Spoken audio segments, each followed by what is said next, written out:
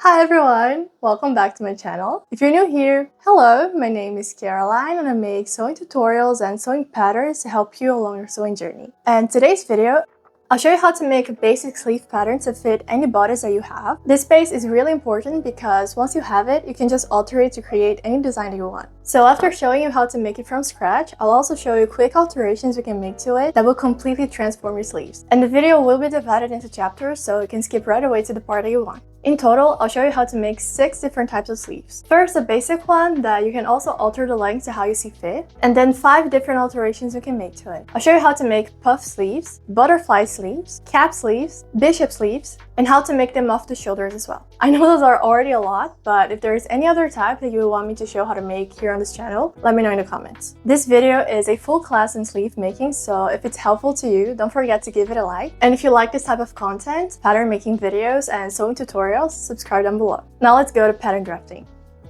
Before I start, here are the measurements you need. Take notes on all of them so you don't get confused later on. The first one is the total length of the sleeve. That is from your shoulder to your wrists. Depending on the type of sleeve you want, like a jacket, it's important to fold your arm and measure it while folded, because otherwise it's going to end up being too short. The second one is the armhole circumference. This measurement will be different depending on the bodice you have, so measure the front and back armhole opening of the bodice you plan on making the sleeves for. The third one is the sleeve cap height. This measurement can be different depending on the type of garment you want to make. For an average sleeve, like the base you're going to make, you can divide the armhole circumference by 4. If the sleeve is for a very loose-fitting garment, you can make the cap height smaller. But if it's for a blazer, for example, it should be taller. The fourth measurement is the width of the sleeve.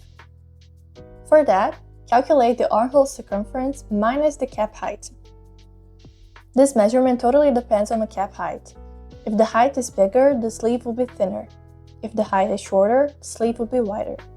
And the fifth and final one is the wrist measurement. For the base, you can measure it loosely around your wrist.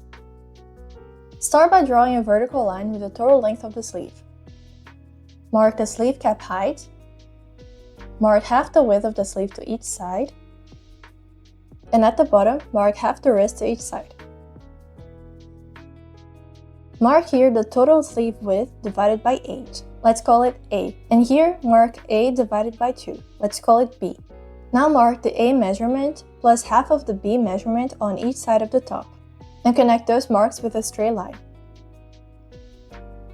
Mark the same measurement for each side,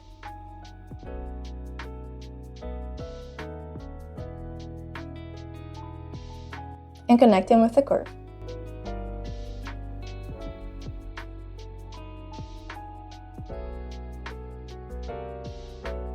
This more curved side is the front, and the less curved side is the back. It's important to mark the front so you don't get confused later. And that's it. To get the short sleeve and 3/4 sleeve, measure from your shoulders to where you want it to be, and draw a line on each mark.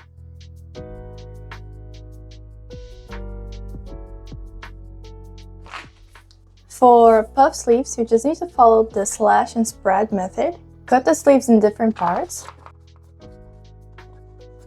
Make sure those edges right here are not being altered. Spread them apart as much as you want. The more you spread them, the more puffed they will be. I spread them 4 centimeters apart on each cut, but you can do more if you want. And now I just need to retrace this part. And you can also mark the pattern here, so you know that you need to focus the gathering part on this part of the pattern and not gather this part. And after gathering it here, you just need to sew it directly to the bodice. And for the bottom, you can either add a cuff or you can also add elastic. For butterfly sleeves, the process is very similar. You need to separate them in 5 parts. But when you're cutting, don't cut all the way, leave a small bit connected.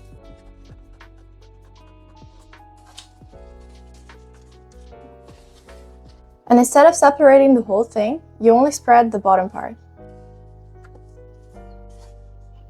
And once again, the more you spread them apart, the more flared out it will be.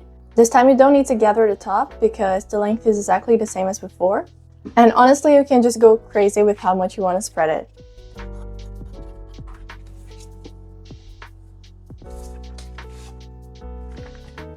For bishop sleeves is the same as the butterfly sleeves, but longer.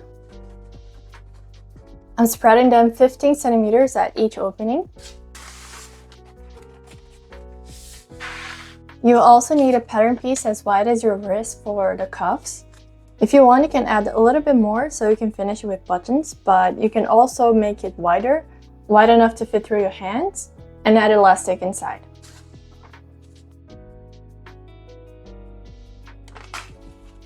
For cap sleeves, you have two options: making them all around the armhole or making them end just at the top part. You basically just need to measure on your shoulder how short you want them and mark it from the middle. And then you just curve them out. If you do want them to go all the way around the armhole, you need to leave at least 1.5 centimeters, not counting the seam allowance yet from the top or the bottom. I am marking 2, and now I'll just draw the oval shape.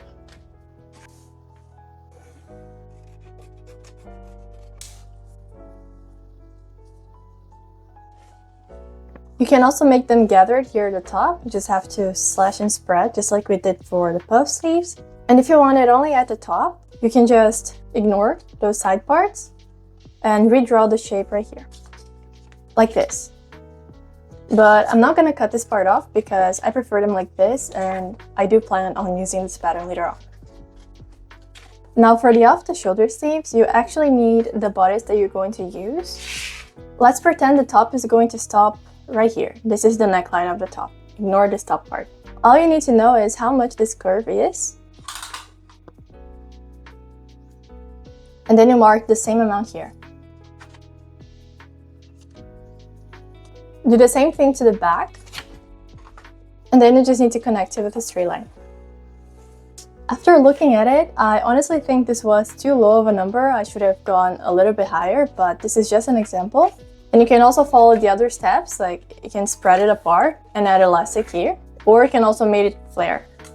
And after that, you just sew it at the sides and sew the curve to the armhole.